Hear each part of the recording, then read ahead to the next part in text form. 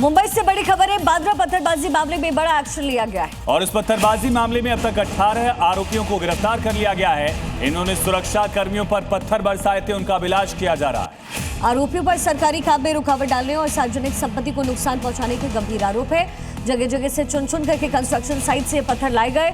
इसका जो वीडियो है वो सोशल प्लेटफॉर्म पर वायरल हुआ है। कुछ वीडियोस आपको हम यहाँ पर दिखा रहे हैं, कैसे पत्थरबाजी की घटना को अंजाम दिया गया। दरअसल जो अवैध निर्माण था उसके ऊपर बुलडोजर कार्रवाई करने के लिए यहाँ पर प्रशासन पहुंचा, जिनके ऊपर पथराव किया गया। ये देख रहे हैं, पुलिसकर्मियों की टीम है, दूसरी तरफ से पत्थर बरसाए जा रहे हैं। कंस्ट्रक्शन साइट से पत्थर उठाकर फेंके गए और ये तस्वीरें इस बात की तस्दीक करें कि किस तरह से देखिए पूरी पुलिस की टीम जो है यहाँ मौजूद है और सामने की तरफ से पत्थर बरसाकर आरोपी जो हैं वो भागने की कोशिश कर रहे हैं। शिका बिल्कुल, और ये जो कंस्ट्रक्शन साइट्स हैं वहाँ से ये पत्थर उठाए गए थे और फिर इस जगह पर लेकर आए।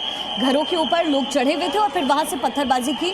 ये देखिए, ये जो पुलिस वाले हैं वो भीड़ को खदेड़ते हुए आपको नजर आएंगे और ये पहले से प्री प्लान था, क्योंकि जाहिर है यहाँ पे नोटिस इस पूरे इलाके में चस्पा ये देखिए हुए थे। कितना बड़ा पत्थर जो है यहाँ से इस शख्स ने लाल कुर्ते में जो था एक बड़ा सा बोल्डर जो है कंस्ट्रक्शन साइट का उसने उठाकर पुलिस कर्मियों पर मारा। पुलिस लाठीचार्ज किस तरीके से यहाँ पर हिंसा फैलाने की जो कोशिश है वो बिल्कुल यहाँ से वो तस्वीर जो है वो सामने आती है। ये शख्स जो है लाल कुर्ते में उठाकर बोल्डर जो है वो पुलिस वालों पर फेंकता है और बहुत बड़ा बोल्डर जो है आपको नजर आएगा। उससे अंदाजा लगाइए कि किसी के सिर पर अगर वो लगता है, ये शख्स जो है बड़ा सा बोल्डर उठाता, कंस्ट्रक्शन का काम चल रहा था और ये देखिए ये कितना बड़ा पत्थर जो है वो पुलिस कर्मियों पर फेंका गया और इसकी पहचान कर ली गई है। दो बार इसने इसी तरह से पत्थर बरसाया। एक बड़ा बोल्डर किसी के भी ऊपर अगर ये गिरता तो उस शख्स की जान चली जाती। पुलिस जो अपना काम कर रही थी, व्यवस्था को संभालने के लिए पहुंची थी, इसकी पहचान हो गई है। राहिल नाम है इस आरोपी का, जो लाल कुर्ते में आप देख रहे हैं, राहिल। और दूसरा व्यक्ति यहाँ पर सद्दाम अंसारी है। ये इन दोनों लोगों को चिन्हित किया है पुलिस ने, प्रशासन ने। पुलिस पर हमला करने वाला ये दो शख्स है, राहिल अंसारी और दूसरा ये जो सद्दाम नाम का व्यक्ति है, सद्दाम अंसारी। इसके नाम जो है पहचाने गए हैं। जाहिर है, देखिए ये इस तरीके की जो कार्रवाई होती है उससे पहले नोटिस दिए जाते हैं। इनके पास बाकायदा समय होता है कि यहाँ से अवैध कब्जा हटाया जाए, लेकिन ये तस्वीरें जो तस्दीक करता है कि पहले से चीजें प्री प्लान थी। और देखिए नीचे महिला पुलिसकर्मी भी आपको दिखेंगे। इस महिला पुलिसकर्मियों पर भी इसी तरह से ये हमला करने का प्रयास करता है। अंकुर ताकि हमारे साथ लाइव कनेक्ट है। अंकुर, अब तक 18 आरोपी गिरफ्तार और कितनों की पहचान की जा रही है? जी न्यूज से भी फुटेज मांगे गए थे, हमने भी फुटेज पुलिस को प्रोवाइड कराया ताकि आरोपियों की पहचान, उनका इलाज हो।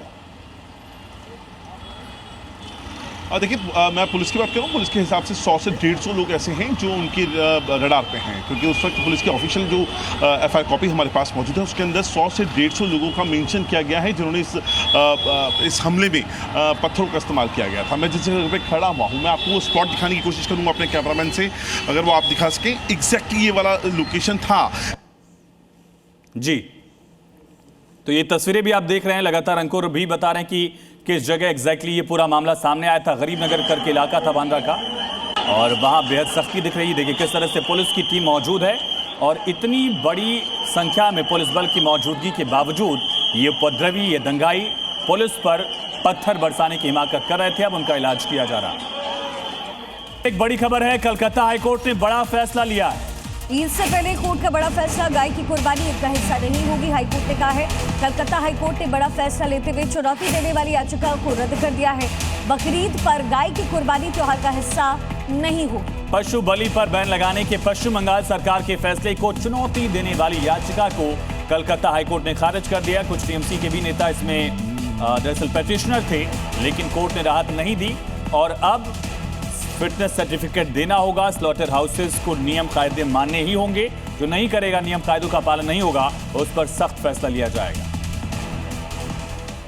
तो वही कलकत्ता हाईकोर्ट के फैसले से बाबरी गैंग को बड़ा झटका लगा।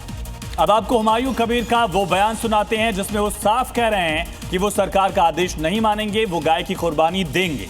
सड़क पर नमाज भी पढ़ेंगे और ये भी कह रहे हैं कि रोक सको तो रोक लो। ये आइन तो सम्मान करना चाहिए, लेकिन कुर्बानी होगा, गाय का भी होगा, बकरी भी होगा, ऊँट भी होगा। बीजेपी सरकार को नैतिकता में नहीं दे रहा है, सुरेंद्र अधिकारी को नहीं डायरेक्ट बोल रहा है ये आग लिए खेलने नहीं चाहिए। ये आग के लिए खेलेगी तो वो कुर्बानी कोई बंद करेगी तो उनका ही खराब होगी। उनका कोई ये मुसलमान समाज वो कुर्बानी लेके किसी को साथ कोई कॉम्प्रोमाइज नहीं करेगी। हुमायूं कबीर सारे नियमों को ताक पर रख करके गाय की कुर्बानी पर अड़े हुए हैं। लेकिन खुद भी कई मुस्लिम ऐसे हैं जो गाय की कुर्बानी के खिलाफ हैं, विरोध में हैं। सब शुभ हिंदू सरकार का ऑर्डर मानने को तैयार है, लेकिन सिर्फ बाबरी गैंग है जिसको ये मंजूर नहीं। गाय को गौ माता कहा जाता है और मुसलमान को चाहिए कि गायों का सम्मान करें।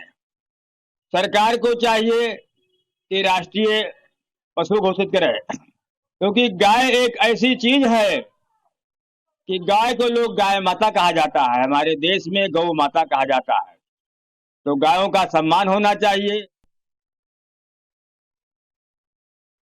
तमाम मुसलमानों से ये अपील है कि आप गाय की कुर्बानी न करें, बल्कि कुर्बानी नहीं बल्कि हमेशा के लिए गाय का गोश्त खाएं ही नहीं। और सरकार से हम अपील करते हैं कि तमाम स्लॉटर हाउस को बंद कर दीजिए, गाय कुर्बानी नहीं हो, कोई भी बड़ा जानवर कुर्बानी नहीं हो।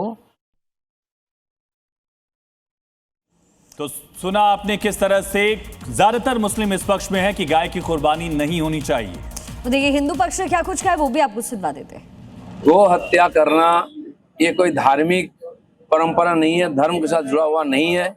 इस्लाम जहां से आई वहां तो गाय है ही नहीं। जानबूझ करके हिंदू समाज को दुखी करने के लिए यहाँ गो हत्या होता था।